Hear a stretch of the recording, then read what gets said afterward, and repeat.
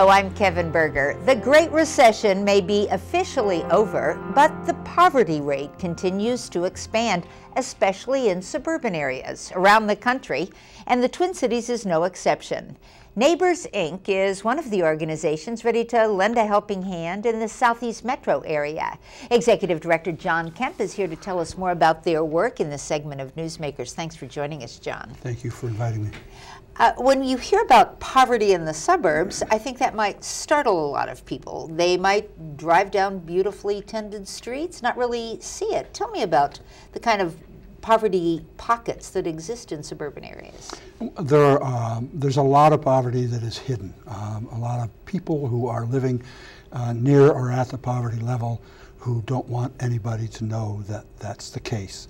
We hear this all the time from residents and from people that even volunteer at Neighbors who will say to us, but there isn't any poverty in my community. And it's one of the great myths. There's a tremendous amount of poverty. In fact, there is today more poverty in the suburbs than there is in the cities themselves. I think that would startle a lot of people. I think so. So there's obviously people are very private, and it leads me to think that maybe they feel shame about their economic circumstances. For many people, it's a very difficult decision to make, to come visit a food shelf or to seek help from an organization like Neighbors. And we hear that from our clients on a very regular basis. We're constantly being told about people who have come 4 or 5 times, parked in the parking lot, not been able to get out of the car, driven away, and then come back again because they need help and their family needs help. So they need food. Tell us about how you can help them with that and what else they need.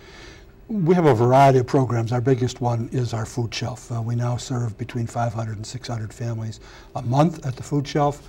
We try to make sure that every family leaves with at least 1 week's worth of food for everybody in the family. For many of them, they're already on the SNAP program, the federal government program, and this provides them with what they need to get from when they run out of their SNAP benefit. 83% of people run out of SNAP benefit the third week of the benefit to the time that their SNAP benefit kicks in again. So the food shelf is our biggest program, but we also have a clothing distribution program. We run a thrift store where we sell to the general public, but it allows us to provide clothing at no cost to families who have a need for that kind of service. We do a very large holiday program. We have a transportation program that gets people to and from medical appointments.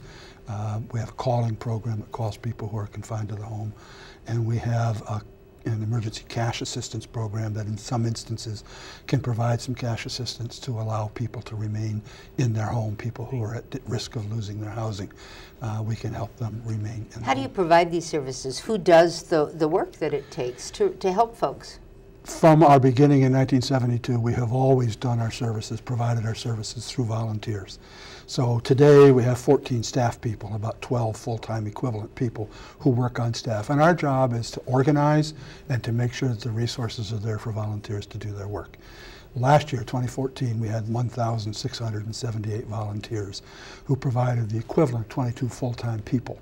They're the ones that deliver the services. They run the food shelf, they run the clothing distribution, they run the Christmas program.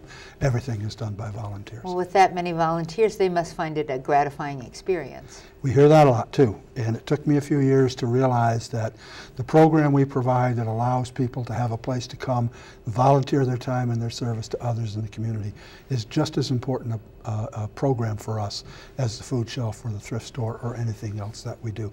It gives the opportunity for people to give back to their community, and that's a cherished opportunity. John Kemp, thank you so much for telling us about the work of Neighbors, Inc. To learn more about their programs and services, including how to volunteer and donate, visit their website at neighborsmn.org. And that's it for this edition of Comcast Newsmakers. I'm Kevin Berger. Thanks for watching.